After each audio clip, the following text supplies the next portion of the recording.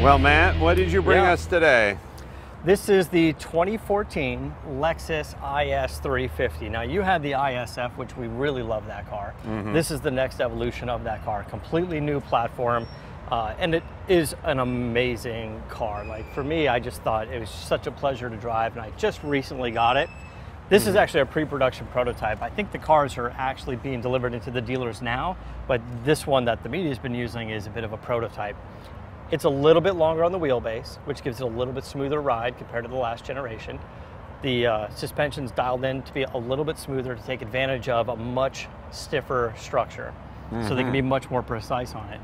But as this car sits, this thing is amazing. It's got a 306 horsepower V6. It's basically a carryover from the previous generation, but it moves this car to 0 to 60 in 5.5 seconds. Wow. And this isn't the crazy super fast like ISF version. This is the sort of the base. Yeah, the lines of the car, I think of, it's one of those things like you're gonna love it or you're gonna hate it. I kind of like it, what they're doing on the tail section. It's got a little of the new Cadillac in it to some degree. It's got that spindle grille we saw in the GS. Right. And these daytime running lights give you that Lexus logo in the light. Right. Sort of the L. I mean, obviously they're flipped on different sides, but it's a really kind of a neat car. I'll tell you, one of the things that I like about this car is talked about this before, the tire that has the half-inch the lip guard, scuffed, the rim protector or whatever. Because every car I have, the tires are stretched and the rims are scuffed, and I love that notion. I mean, it should be mandatory when all these cars start coming with nice rims and they're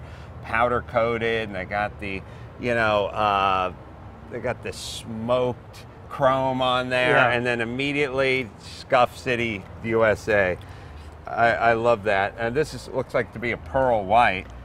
The interior is even an upgrade from before. I mean, they really stepped up the luxury to it. I think it's gorgeous on the inside. Yeah, and keep in mind, this is like the 3 Series competitor or the C-Class Mercedes. So this isn't a $100,000 vehicle. This is the money maker for them, because this is the one that they'll sell tons of. The competitor for the 3 Series, this is the car. And this is not going to exist in a coupe, right? It's going to be a 4-door? I think it's only going to be a 4-door, except the previous generation, they did a convertible hardtop, which was a 2-door. Right. So they sort of made the coupe and the convertible sort of all in one. Right. Maybe they'll do that again. I'd love to see this as an ISF with something like 450 horsepower. Yeah, they'll do something like that. I'm sure they will. Eventually. Is it it's automatic 6-speed?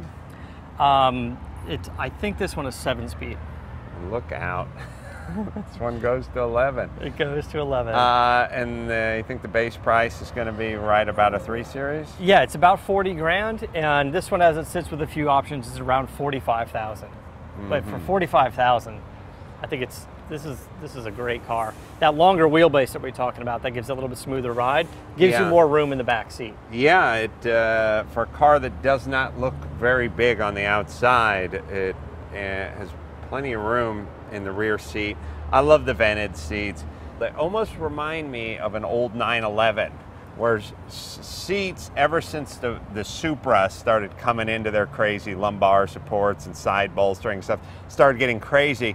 They're now starting to smooth them out a little bit, and where it looks like there's plenty of lateral support, they're not screaming at you in your face with it. They getting in them, it's a pleasure to drive. Like, it's really just the fun for the smaller 4-door luxury sedan that's out there. All right, so if you're thinking about an Audi A4 or a 335 BMW, maybe the Cadillac, maybe the ATS. Right. This is definitely something worth looking at as well. All right. So now, you want to fire it up? Let's fire it up. Let's fire it up. You do it, I'll go around back. All right.